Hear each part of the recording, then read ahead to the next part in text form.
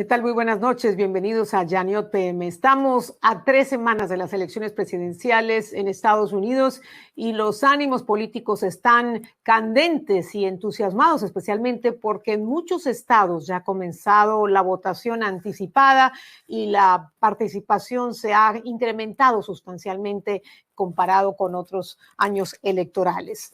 Hay también gran expectativa en torno al próximo debate presidencial del 22 de octubre, después de que el presidente Trump se contagió de coronavirus y que no quiso participar en la propuesta de un debate virtual. Así que hay interés, especialmente en saber qué van a hablar, si es que van a tocar el tema de los inmigrantes indocumentados y de otros temas fundamentales en la recta final de esta campaña política tan decisiva para Estados Unidos. Para hablarnos de lo que podemos esperar, me acompañan dos estrategas políticos, una demócrata, Vanessa Cárdenas, ella está con nosotros desde Virginia, y el estratega republicano Adolfo Franco, quien nos acompaña desde Washington. Bienvenidos a ambos. Y bueno, como buena parte del país, estamos siguiendo este proceso de confirmación por parte del Senado de la jueza Amy Barrett para ocupar un asiento en la Corte Suprema de Justicia. Vanessa, comencemos contigo y la misma pregunta también para Adolfo. ¿Qué efectos crees tú que tiene este proceso y esta nominación en el electorado, en esta recta final rumbo a las elecciones de noviembre? Sí, gracias por invitarme al programa. Bueno, lo que yo pienso que el efecto que esta nominación tiene es que está animando más a los demócratas a participar en estas elecciones, porque sabemos que la mayoría de estadounidenses no están de acuerdo en tener una nominación antes de las elecciones. Y de hecho, la mayoría de ellos piensan que el nuevo presidente, sea quien sea, debería ser el que nomine al nuevo juez, porque sabemos que estas nominaciones son para el resto de sus vidas. Entonces, estamos hablando de que el impacto y la influencia del nuevo juez o jueza va a ser por décadas y obviamente se va a pronunciar en temas que son centrales para el pueblo estadounidense. Desde luego. Adolfo, ¿tú crees como Vanessa que esto perjudicaría las posibilidades de reelección del presidente Trump o lo ayudaría? Todo lo contrario. Otra promesa hecha, otra promesa cumplida. El presidente le dio al pueblo norteamericano hace 4 años una lista, entre ellas estaba Amy Coney Barrett, de personas que estaría dispuesto a nombrar o postular frente al Senado de los Estados Unidos. El presidente es presidente por 4 años, no 3 años y medio, no 3 años y 3/4. Y esto la historia lo muestra. Mientras que el presidente, que tiene el derecho de nombrar una persona hasta el último momento, aún hasta el día antes de la toma de salir de la presidencia, tiene ese derecho. El Senado tiene el derecho de considerar o no considerar el nombramiento. Ahora, en todos los casos desde el siglo XIX, 29 casos donde se han planteado en el último año de una presidencia, cuando el partido en el poder, y esto es la política, si fuese sido lo contrario, el partido en el poder en el Senado, si es igual que la Casa Blanca, ha confirmado a la jueza o los jueces. Si esto fuera lo contrario, un Senado y un presidente demócrata, yo estaría seguro que estarían procediendo de la misma manera. Eso sin discusión. Ahora, lo importante aquí en este proceso es que, como ha dicho la fallecida jueza Ginsburg, que es imprescindible que la Corte Suprema tenga 9 magistrados. ¿Por qué? Si no tienen 9, tienen 8. Y eso quiere decir que si deciden las cosas 4-4, la decisión de las cortes inferiores es lo que controla. Una cosa curiosa, porque hay mucha preocupación sobre el Obamacare. Lo que está en apelación en este momento es un resultado que ya ha decidido que esa ley es no constitucional. Así que si no está nombrada Amy Coney Barrett, lo que queda es si la decisión es 4-4, la decisión de la Corte más baja.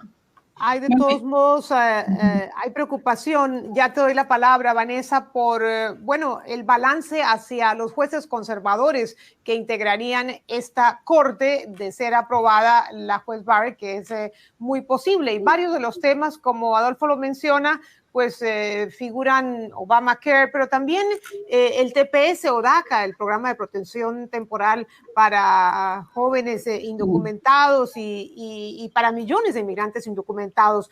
¿Cuáles creen ustedes que son los mensajes que le estaría enviando esta elección, este proceso de confirmación al electorado latino, Vanessa? Sí, bueno, o sea, el problema fundamental es que Amy Barrett no está en línea con la mayoría de los estadounidenses cuando estamos hablando de los temas fundamentales, particularmente en este momento crítico, cuando los estadounidenses necesitan tanta ayuda de nuestro gobierno a todo nivel.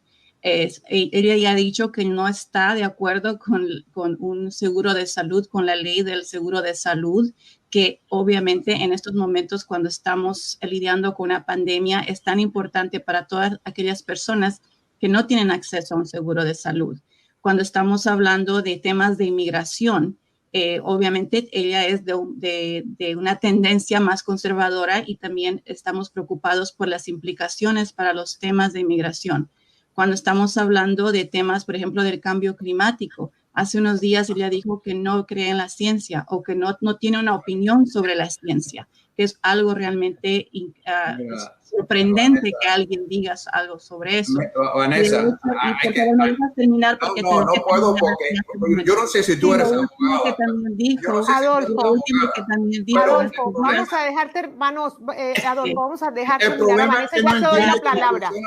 Ya te voy a dar la palabra. Adelante, Vanessa. No entiende el proceso. Estoy hablando, por favor. Yo le dejo Déjala terminar. Y el último punto que ayer se le preguntó, Amy Klobuchar le preguntó si ella piensa que que no se puede intervenir con el voto en términos de suppress the vote, ¿no? Suprimir el voto, y básicamente ella dijo que ella no estaba familiarizada con ese tipo de ley. El punto final es que ya hay millones de estadounidenses que están votando y se debería dejar pasar las elecciones para tener a un nuevo juez. Y segundo, en base a sus antecedentes y su récord, ella no está en línea con la mayoría de los estadounidenses en momentos claves para esta población cuando estamos enfrentando varios retos a todo nivel en términos de nuestra política pública. Ahora sí, Adolfo, tu respuesta. Bueno, lamentablemente la otra invitada tiene un conocimiento diferente de nuestro sistema que lo tengo yo como abogado. El papel de una jueza no es ser activista ni de legislatura. Todos estos puntos que ha dicho ella, si uno ha escuchado bien lo que ha dicho ella, es que va a aplicar la ley, no hacerla. Eso no le corresponde a un juez o un magistrado. Así que hay que entender eso. Si uno tiene preocupaciones sobre DACA, clima, cuidado de salud, eso le corresponde al Congreso. No convertir la Corte, como ahora están amenazando los demócratas, cambiar nuestro sistema de una manera muy peligrosa y ampliarla para nombrar personas, algo que se rechazó hace 80 años, algo que Joe Biden en el pasado ha rechazado. Así que hay que entender el papel judicial. No he dicho nada que no creen en la ciencia. Lo que dice ella es que no es el papel de ella de crear leyes. Ese es el papel que le corresponde al Congreso de los Estados Unidos. Ahora, Patricia, esta es la jueza que fue ya confirmada a una corte de apelaciones con votos demócratas, entre ellos de Tim Kaine. Y ya tenía un récord judicial ella de muchísimas décadas, y esto es solamente una maniobra política. Así que ya ha sido confirmado por el Senado, y ahora no quieren ellos, porque el presidente Trump fue elegido y ese presidente, y Vanessa, lo siento, esa es la voz del pueblo norteamericano cuando ha elegido un presidente y un Senado republicano. Ahora, en el futuro, si hay una posición vacante y hay un posible demócrata en el futuro, a esa persona le corresponde nombrar, y el Senado, que está en manos del Partido Republicano, porque el pueblo envió una mayoría republicana, es la decisión. El problema de ellos es que ellos quieren ser la minoría y decidir las cosas. Y de nuevo, la Corte no es el Congreso, es para interpretar leyes, no crearlas. Adolfo, una pregunta, ya voy contigo, Vanessa. El ex vicepresidente Joe Biden ha indicado que la confirmación de la jueza Barrett podría dejar a millones de estadounidenses con condiciones preexistentes sin cobertura médica. ¿Cómo revierten ustedes los republicanos esta teoría del ex vicepresidente Biden? Bueno, dos cosas. Sería un poco complicado explicarlo aquí, pero el caso que va a decidir la Corte Suprema tiene que ver con una cosa técnica de separar si la ley se puede mantener, si un aspecto técnico, que es el requisito de tener seguro, está eliminado. Así que lo más probable, como te digo como abogado y analista, y esto no solamente el punto de vista mío, que la ley de Obamacare no se va a ser reemplazada o cambiada por la Corte Suprema, va a seguir vigente.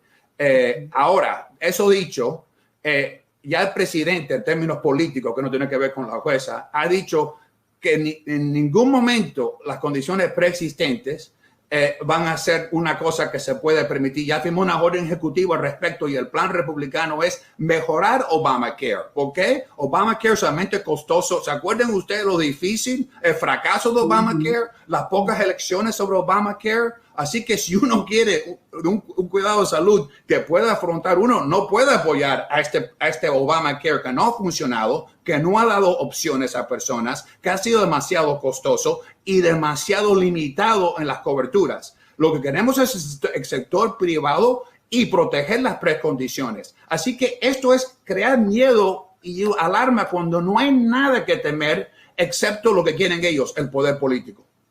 Bueno, yo pienso que es muy fácil para Adolfo decir que no hay nada que temer cuando hay millones de estadounidenses que están muriendo por la pandemia.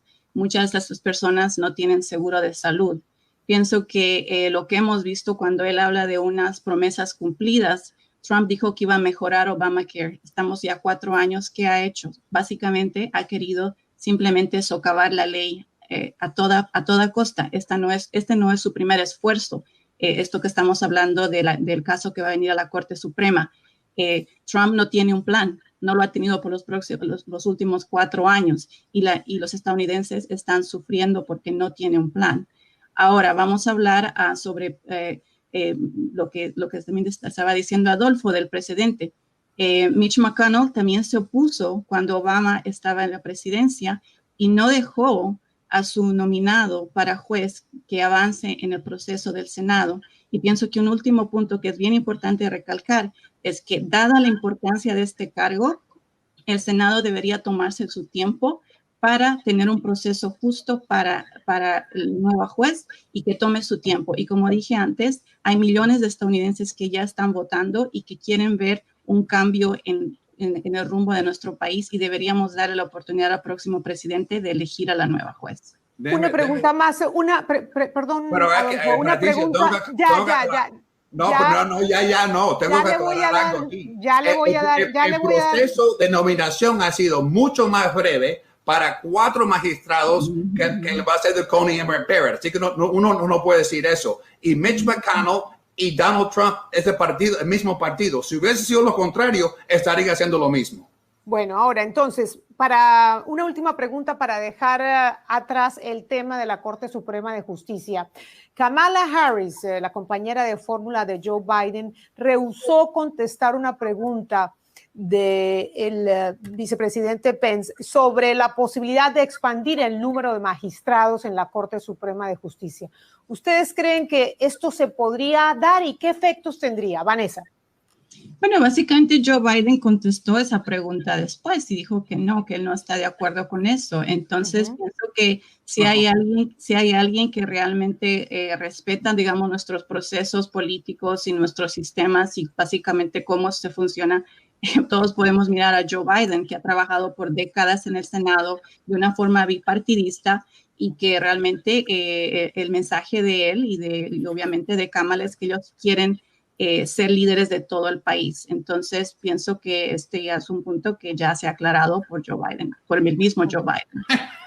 Yo no sé si Vanessa está autorizada para hablar por la campaña de Joe Biden, pero esta emisora tiene que comprobar eso. Eso no es lo que ha dicho Joe Biden. Lo que Joe Biden dijo que en el pasado se opuso, pero no va a contestar la pregunta. Y todo lo contrario, cuando le hicieron la pregunta, la respuesta fue no. El pueblo americano no tiene que saber mi postura y no quiero hablar sobre eso. Y Kamala Harris ha hecho la misma cosa. ¿Por qué? Porque tienen eso en mente. Yo no sé si Vanessa está autorizada para hablar para la campaña, pero esta emisora tiene que aclarar eso porque esa no es la postura demócrata. Ellos han dicho que no van a contestar esa pregunta y como dice el vicepresidente Pence, es porque es la agenda que ellos tienen en mente, ampliarla. ¿Por qué? De nuevo, como ha explicado aquí muy bien Vanessa, ellos ven la Corte como activismo, como una legislatura. No van a interpretar la ley, van a crear la ley. Esa es la agenda izquierdista. Y esto viene de Kamala Harris, la más liberal la senadora más liberal en el Senado de los Estados Unidos, según Newsweek, en 2019.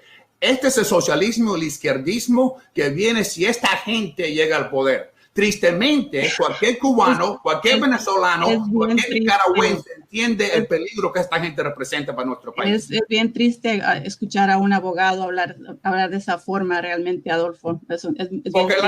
Porque es la verdad. Son mentiras, porque son mentiras. Porque es la verdad. Ahora si Vanessa está... es la campaña del miedo. Yo quiero que esta campaña, esta emisora, aclare que Adolfo Biden no es socialista. Usted bien sabe que Joe Biden no es socialista. Pero Bernie Sanders, la palabra para ayudar a la gente. ¿Y Bernie Sanders? Él ha trabajado por décadas de forma bipartidista con el Senado.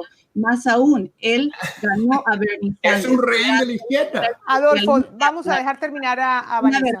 Es un rehén de la izquierda, la vergüenza. Vamos a cambiar de tema. Vamos a hablar del paquete económico que está negociándose en el Congreso y que aparentemente no van a llegar a un acuerdo. Vanessa, ¿tú crees que es una estrategia de la portavoz, de la presidenta de la Cámara de Representantes, de no llegar a un acuerdo económico tan necesitado, este paquete de estímulo económico en momentos en que el desempleo solo en la comunidad latina es del 10%, solo para hacerle daño a la campaña de Trump y ponerle un nuevo obstáculo en su campaña por la reelección?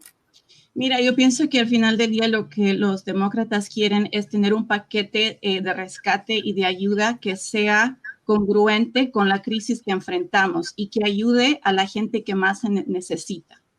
Entonces, si vamos a tener un paquete económico, tienen que enfocarse en eso. Y obviamente, la ayuda tiene que venir a los trabajadores, a las ciudades, a los estados que están sufriendo de la pandemia y de los estragos económicos que esta pandemia ha causado.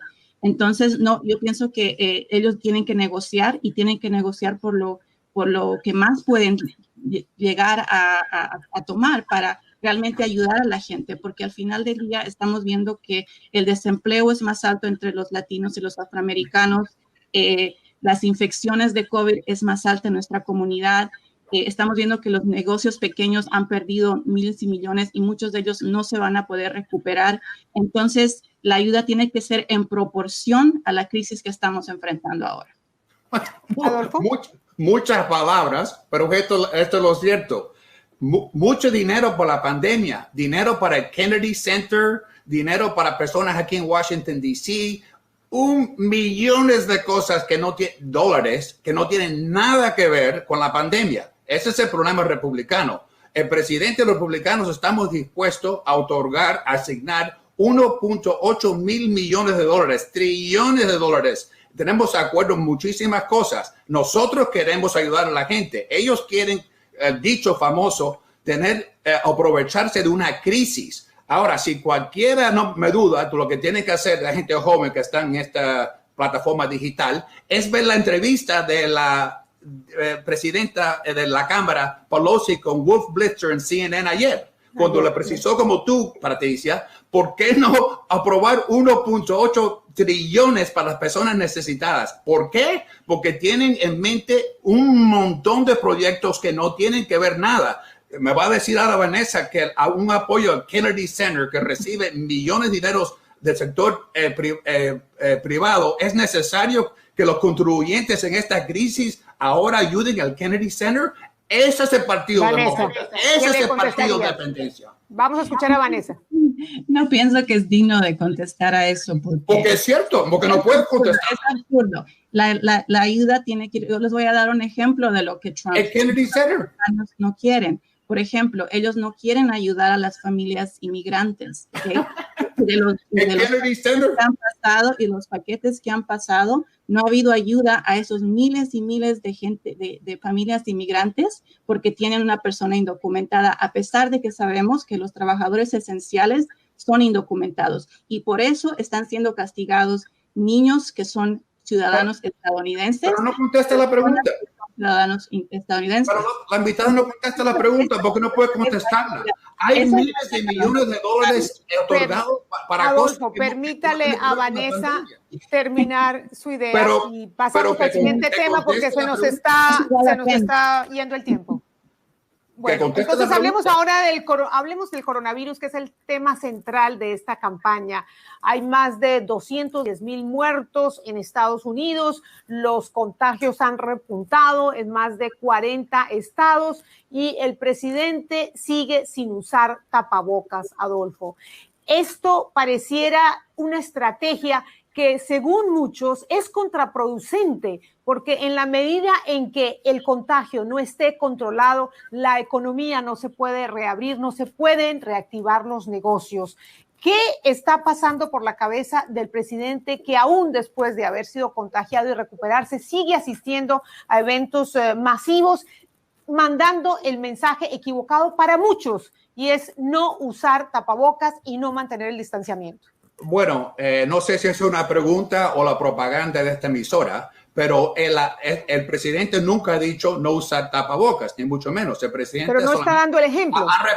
Si me permite, el presidente ha repetido lo que son las pautas y recomendaciones del CDC, que son recomendaciones. Esto es un país libre donde uno puede tomar esto si uno quiere. Yo no he visto, Patricia, tu preocupación por las personas que están en los motines, en las dichas protestas, que no es nada pacífico, donde miles de personas sin nada de mascarilla, distancia social y eso. Yo no he visto la preocupación de Univision. Por supuesto, que lo hemos reportado. No lo han reportado con este tipo de preguntas. Claro que sí. No lo han hecho. No lo han hecho. Pero hablemos de la estrategia del presidente en el manejo del coronavirus, que parece su punto débil. Aparte del prejuicio tuyo y de tu emisora y tu propaganda, mi respuesta es la siguiente. Gracias al presidente, se tomaron las medidas este año con relación a China, con el cierre, con el declarado de emergencia, medidas que Joe Biden se opuso, llamó xenofobia, racista, Nancy Pelosi en el barrio chino, un mes después que el presidente tomó estas decisiones. Cuando el presidente tomó estas decisiones, se estaban hablando de una tasa de posiblemente 2 o 3 millones de personas que iban a fallecer. Han fallecido gente aquí en Estados Unidos y es trágico. Ahora, la tasa de mortalidad en este país sigue por debajo, bajando, y sigue por debajo de muchos países europeos. Gracias al presidente Trump, se ha mejorado esto de una manera, yo creo que ejemplar, y también una apertura económica que los demócratas están deseando cerrar la economía por cuestiones electorales, cuando se pueden hacer las dos cosas. Por último, la misma Organización de Salud Mundial dijo que el cierre fue un disparate. Lo acabo de decir hace 3 días. Así que la política que se están hablando, lo que dijo Joe Biden que quiere hacer en enero, es contrario a las recomendaciones de los científicos que ellos siempre están citando. Esa es la realidad. Gracias al presidente Trump estamos superando esto. Vanessa, el presidente, como dice, está aplastando el coronavirus, y más ahora cuando nos enteramos que su hijo menor lamentablemente se ha contagiado. ¿Qué opinas? Bueno, yo pienso que primeramente el presidente tiene, el primer deber del presidente es de ser un líder, ¿no? Y ser un modelo para el resto de la nación. Y obviamente él no puede obligar a nadie a tener una máscara, pero él puede liderar con sus acciones. Y lo que primeramente vemos es que él no está tomando en serio las recomendaciones de los doctores y los expertos. Y sin ir más lejos, de Dr. Fauci, que ya varias veces ha dicho que el gobierno no está siguiendo sus recomendaciones. Entonces, es también ¿cómo se dice? Laughable, da risa cuando dice que los números en los Estados Unidos están bajando, cuando sabemos que en los últimos días todos los medios están reportando que el número de infecciones está aumentando. Y en comparación con otros países, estamos encabezando el número de infecciones.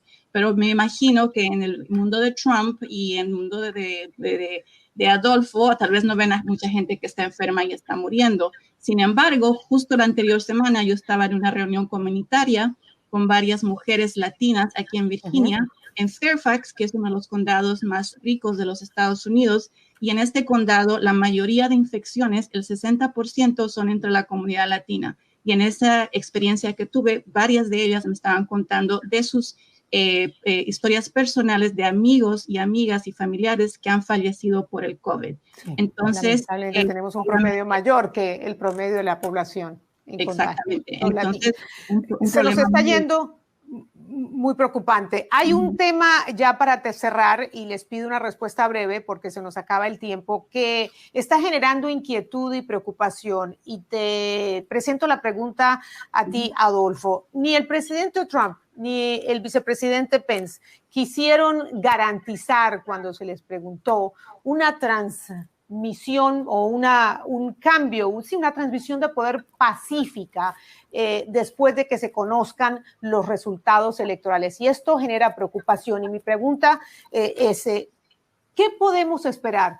¿Podemos estar tranquilos si hay una elección donde la diferencia es mínima, donde hay contención, donde hay enfrentamiento por los resultados que se conocen? Bueno, primero, el presidente ha dicho exactamente lo mismo que dijo en 2016. Y no van a usar palabras contra el presidente si, por ejemplo, con este voto universal, que es mandando papeletas no solicitadas, hay un caos, como hemos visto ya a través de todo este año, en varias elecciones, que no se va, el presidente quiere ver el resultado y entonces decidir eso.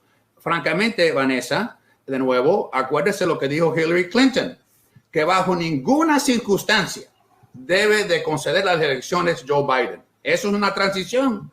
Eso es una transición política. Y luego, cuando perdieron ellos las elecciones, que no dijeron que no le habían perdido, entraron en una resistencia y violencia durante la toma de posesión del presidente Trump. Así que el problema aquí que sabemos, ya hemos visto los motines, ya hemos visto todos los saqueos. Le puedo asegurar cuando gane el presidente Trump en estas elecciones, que ellos van, y vamos a tener este programa de nuevo, empezar a las dichas protestas que van a ser, para ellos protesta es un motín, van a regresar a eso. El presidente va a respetar el resultado de las elecciones como todo norteamericano si es unas elecciones justas. Si tenemos que ir a la Corte Suprema como se hizo hace 20 años para decidir la decisión, si no una decisión clara, pues se hará. Pero el presidente ha dicho la misma cosa que dijo hace 4 años. La única diferencia esta vez es que la ex candidata demócrata dijo que bajo ninguna condiciones debe conceder las elecciones Joe Biden. Eso quiere decir, si gana, no lo va a reconocer.